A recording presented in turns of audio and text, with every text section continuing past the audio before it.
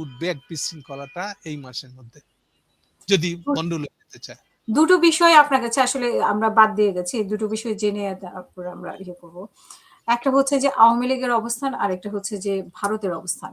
আওয়ামী লীগের ভারত এটা ইম্পর্টেন্ট, আমি বলতে ভুলে গেছি।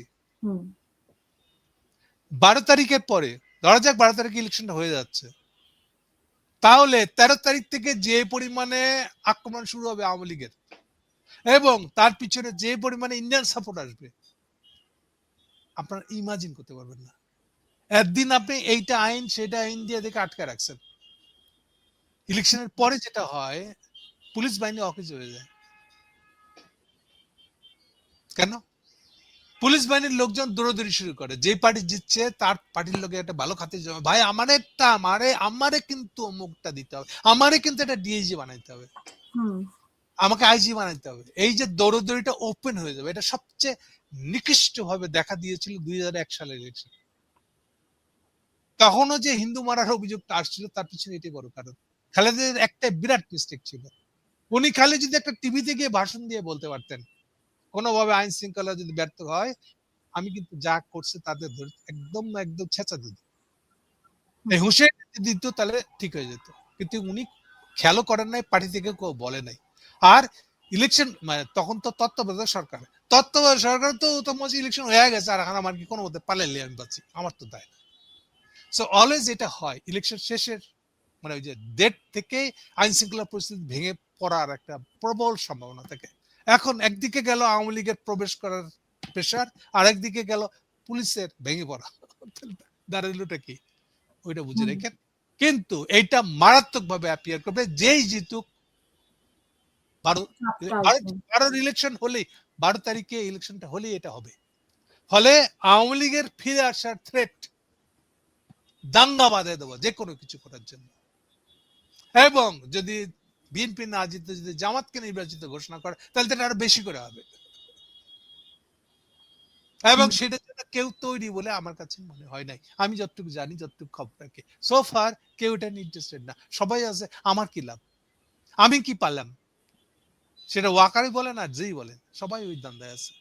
এবং 12 তারিখ পর্যন্ত যদি নির্বাচনটা হয়েই 12 তারিখ পর্যন্ত পরিস্থিতি এরকম কন্ট্রোল করে ফেলতে পারে ইউনূস সাহেব, তার হাতে যদি থেকে থাকে, এই নির্বাচন কমিশনের হাতে যদি থেকে থাকে, ইলেকশনটা যদি সব শেষ করতে পারে, তাহলে নিশ্চিত থাকতে পারে এরপরের যুগটা হবে আওয়ামী লীগের যুগ, এবং এটা কোনো কিছু দিয়ে আপনি ঠেকাইতে পারবেন না।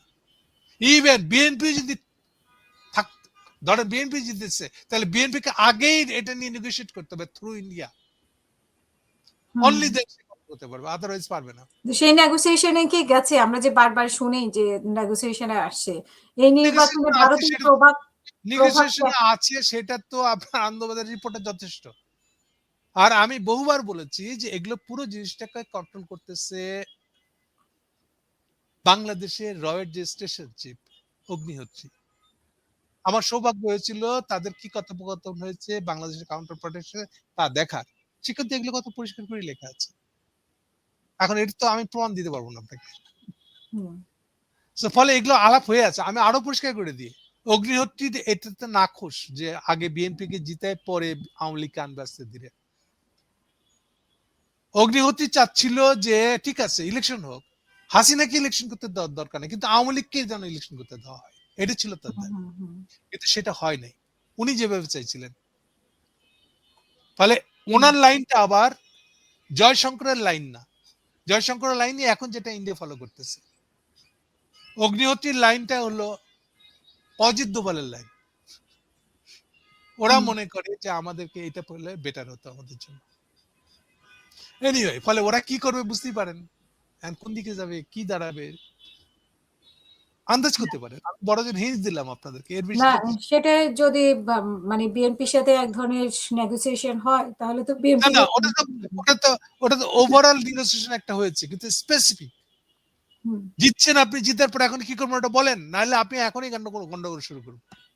আর এখন তো নিউজ নাই, কিসের নিউজ, এখন তো আমি আপনার উড়া গালায় দেওয়ার জন্য প্রতিদিন প্রতি ঘন্টায় আমি গঞ্জাম করি। এই যে আপনি শুনছেন তো অলরেডি তারা এটা শান দিয়ে রাখছে প্রকাশ্যে, হাসান মাহমুদের নেতৃত্বে কি মিটিং হয়েছে একটা দেখছেন, আবার আবার হাসিনাকে দিয়ে ডাইরেক্ট করাবে দিল্লিতে একটা, ওটাও রেডি হয়ে আছে। সেগুলো দিয়ে বুঝতে পারেন ইন্ডিয়ানরা যে শান দিচ্ছে, তারা ওই এক ঝুড়িতে সব আম রাখে নাই। তারা কেবলমাত্র বিএনপির সাথে সম্পর্ক হয়েছে, কথা হয়েছে বলে জন্য টুকুতে খুশি হয়ে বসে আছে না, এটাও করছে, জামাতের সাথে একটা প্রাইমারি কথা বলে রাখছে। আর থার্ড হলো এই যে হাসিনাকে রেডি করে রাখছে। আর ফোর্থ বললাম যে তারা এগুলা কোনোটাই মানবে না, তারা তাদের কাণ্ড যেভাবে খুশি